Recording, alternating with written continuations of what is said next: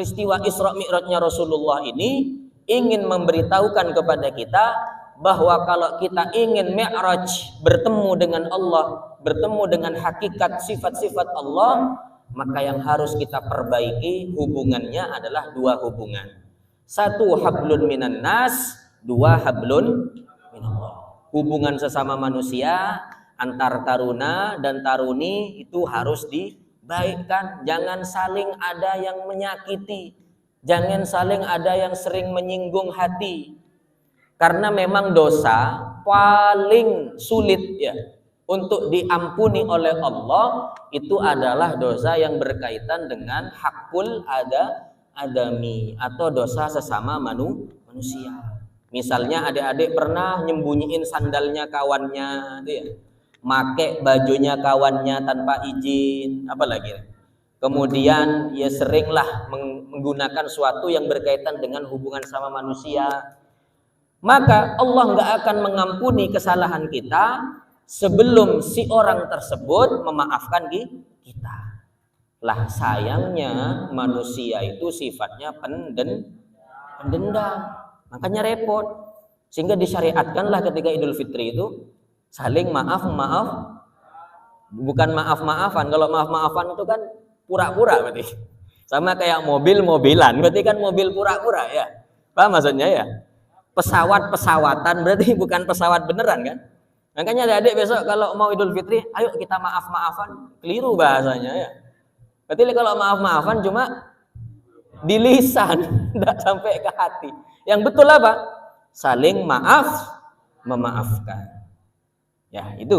Kenapa? Dalam rangka untuk memperbaiki hubungan sesama manusia. Makanya di sini kan ada ukhuwah apa ini? Insaniyah. Ya. Ukhuwah insaniyah itu persaudaraan sesama manusia. Caranya yaitu nggak boleh kita ini sering menyakiti hati seseorang. Hakul adami itu berat. Yang paling gampang itu sebenarnya dosa kepada Allah sebenarnya malah. Karena kalau dosa ke Allah, andaikan kita sudah tobat benar-benar, tobat nasuha, maka Allah akan mengampuni dosa kita. Kenapa? Karena Allah Maha Pengampun. Nah itu enaknya. Makanya dari momen Isra Mi'raj ini, ayo bersama-sama kita perbaiki hablun minan nas kita dan juga hablun minallah kita. Amin ya rabbal alamin. Ada sih sebenarnya banyak contoh ya dari Rasulullah, dari para sahabat tentang caranya bagaimana kita menjaga hablun minan nas itu atau hubungan ukhuwah sesama manusia. Karena ini sering saya ceritakan juga. Ada satu kejadian ya adik-adik ya. Pernah satu saat Rasulullah itu mau sholat Isya berjamaah. Ini nanti kita tiru semangatnya ya, bukan niru yang jeleknya nanti dari cerita ini. Jadi Rasulullah itu pernah mau sholat berjamaah Isya, sudah mau takbir.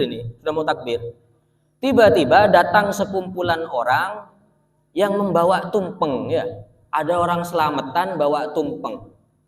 Tumpengnya berisi daging onta ya.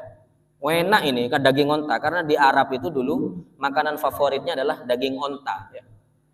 Karena ada orang selamatan bawa tumpeng, Rasulullah yang sudah mau mulai sholat Isya ini maka spontan menggagalkan sholatnya. Ayo yuk, jangan sholat dulu, makan dulu yuk, makan dulu. Kenapa kok Rasulullah tidak jadi nerusin sholatnya, malah lebih memilih makan? Akhirnya inilah yang nanti ada di kitab fikih ya. Sholat di samping makanan itu hukumnya makruh. Kenapa? Alasannya yudhibul khusyuk, karena bisa menghilangkan kehusyuan. Jadi kalau adik-adik Allahu Akbar tuh daging onta nih, ayam nih, enggak konsen akhirnya. Sudah mikir kemana-mana gitu ya. Makanya Rasulullah, ayo makan dulu. Ketika enak-enaknya makan ya, lagi enak-enak makan ini ya. Oh iya. Karena kejadian inilah nanti para ulama kaidah fikih itu memberikan sebuah kaidah gimana idza ta'aradul isya wal asya quddimal asya. Ketika bertentangan antara sholat isya dan makan malam, maka yang didahulukan adalah makan malam. Akhirnya makan nih yo, enak-enak makan. Tiba-tiba ada salah satu sahabat yang kentut. Lagi enak-enaknya makan, tiba-tiba ada yang kentut satu. Kentut itu dalam bahasa Arab ada dua versi. Ada kentut versi durrot. Apa durrot itu? Kentut yang berbunyi. Itu durrot namanya. Tapi biasanya kentut versi pertama ini durrot itu biasanya tidak bau. Ya, kentut versi pertama tidak bau biasanya karena bunyinya keras gitu ya. Tapi ada kentut itu versi nomor 2 dalam bahasa Arab, namanya fusaun, yaitu kentut yang terkesan tidak terdengar tapi baunya menyeringai. Ini yang sering nih biasanya. Kebetulan kentut yang keluar waktu itu adalah kentut versi nomor 2, kentut versi fusa. Jadi kentutnya tidak terdengar tapi baunya menyeringai. Ya karena tidak terdengar ya, maka nggak tahu bilangnya lagi enak-enak makan, ini siapa yang kentut ini, ayo ngaku gitu. Gak ada yang ngaku, bahkan yang kentut pun was-was gitu. Duh, gimana nih ya, nanti ketahuan awak yang kentut gitu. Lah, akhirnya dipaksa ngaku, ndak mau ngaku, paksa lagi ndak mau ngaku, maka akhirnya ada yang cerdik ya. Dari salah satu sahabat itu ada yang cerdik. Ya wes, kalau ndak, oh ini kok langsung bau ya. Saya cerita kentut langsung. Iya, berarti ini tembus ini cerita saya ya. Pas berarti. Kalau ini bukan kentut loh ini. Insya Allah semuanya ngaku kalau ini ya.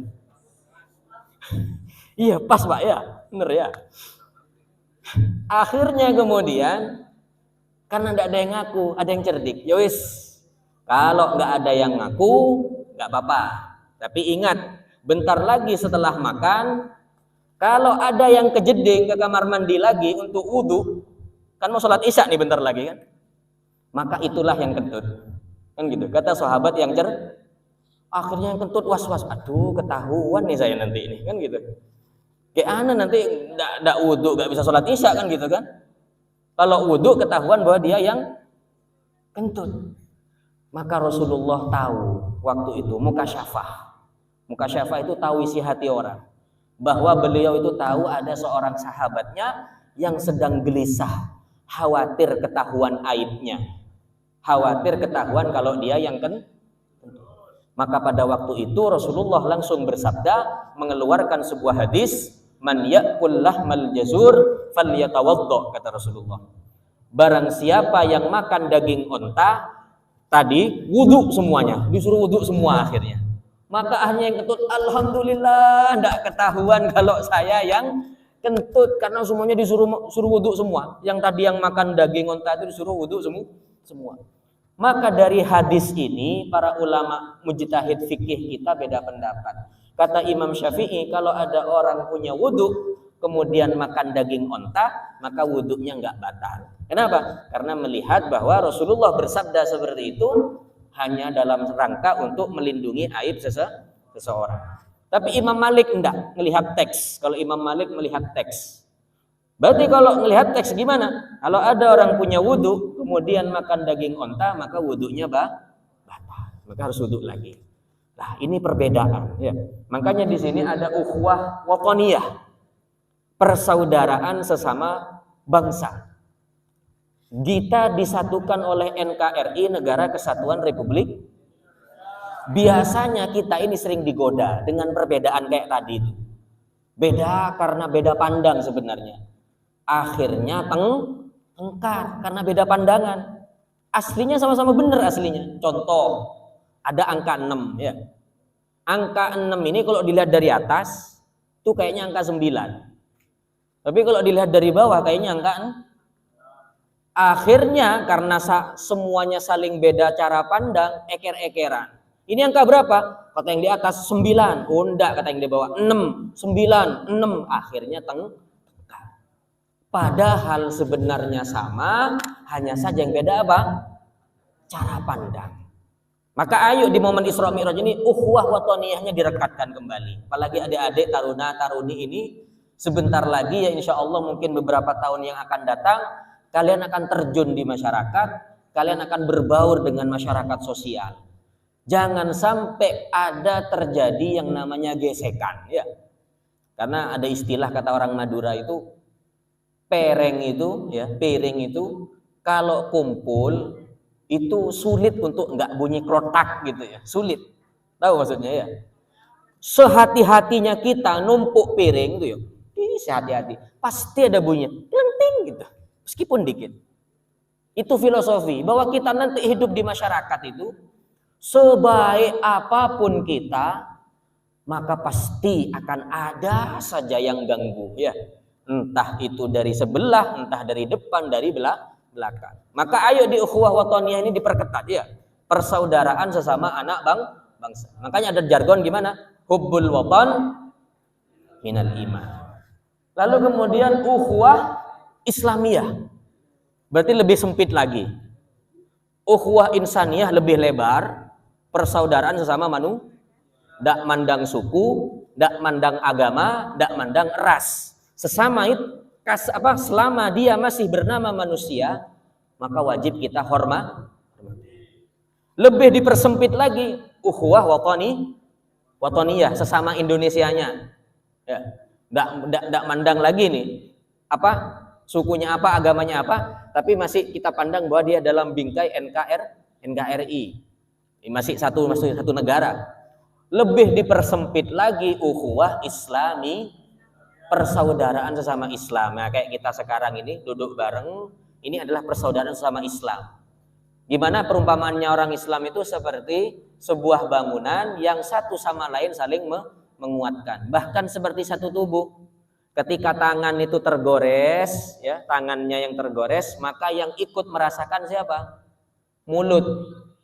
Ketika tergores maka mulut ikut, aduh, nah, ini ikut respon. Apakah cuma mulut? Enggak, mata juga ikut respon. Dengan cara apa?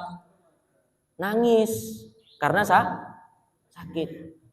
Apakah diam yang lain? Enggak, kaki ikut merespon. Gimana? Jalan dia, nyari obat. Ya. Terus apa lagi? Hati ikut merespon apa? Enggak enak karena ada rasa sakit. Nah, gitulah perumpamaan sebenarnya persaudaraan sesama Kalau ada yang disakiti satu, maka yang lain juga sebenarnya harus merasa sakit juga. Ya. Ketika ada yang senang, maka juga harus ikut Jangan dibalik. Senang ketika orang sedih dan sedih ketika orang, wah itu berarti simbol orang iri itu ya.